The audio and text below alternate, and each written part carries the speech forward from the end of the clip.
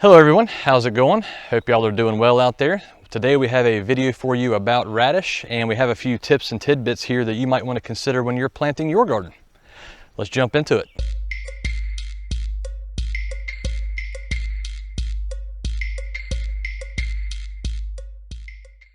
Alrighty, here we go. First of all, we're going to go ahead and rake off these wood chips here. This is what we use on our farm here as ground cover. Get these out of the way just so we can show you how to do this simply using a rake. We do use a seeder for this, however we are still ironing out the details with that particular seeder. Our Jang seeder is still planting the radish a little bit too dense.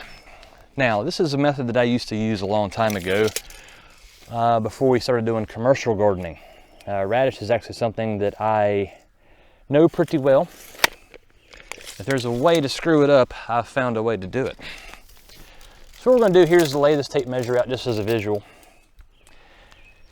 And we can kind of see what's happening. Now what we're going to do here is we're going to plant these seeds at 6-inch intervals. It's going to save us on a lot of seed. And these are very little seeds, as you can see, the radish seeds. So we're going to put one right about there, push it down into the soil just with your fingertip. Just a little bit in there, maybe about a 1/4 inch. We're going to cover it up. Then we'll come back here 6 inches apart. Put that one down in the soil. And just put a little bit of cover on it there as well. Now this particular spacing, it works really well. Germination to root, it's usually about 30 days.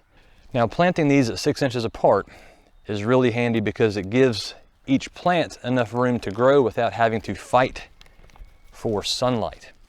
If you get them a whole lot closer together, you may run into the situation to where the leaves will want to bolt up to the sky and you're not going to get the root that you want.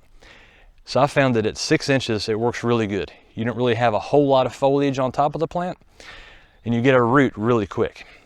I've tried broadcasting the seed by just throwing the seed out and using a rake to spread out the seed. That was a failure. What happened with that? The seeds were way too dense. The canopy on all those were fighting for the sunlight and they never produced a root. So that was a failure on that one. So one of the things that I want to talk to y'all about that y'all might want to consider when planting. I know everyone only has so much refrigerator space. So one thing to consider, you don't have to do it this way, you can do it however you want. Let's say you go through 10 radish per week, or say you go through 10 heads of salad per week. My advice is for y'all to try planting every week and only plant what you are going to consume for that week. Let's say you go with 10 radish per week. So you'd want to plant 10 seeds. Walk away for a week, come back, plant 10 more seeds. And do that every week. Now what you're going to be able to do right there is you're going to be able to store your produce in the garden. You don't have to worry about storing it in your refrigerator.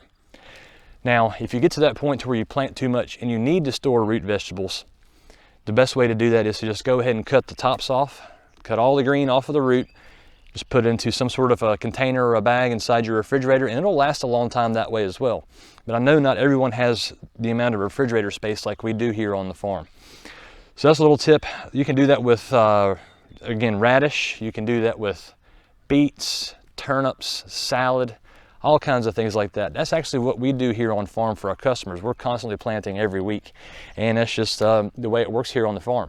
So guys, that's something really interesting for y'all to consider. I hope that's helpful for you.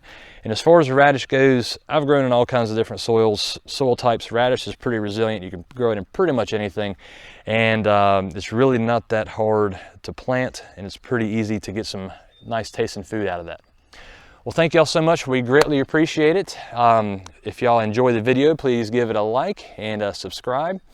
And we'll see you on the next one. Y'all have a good one.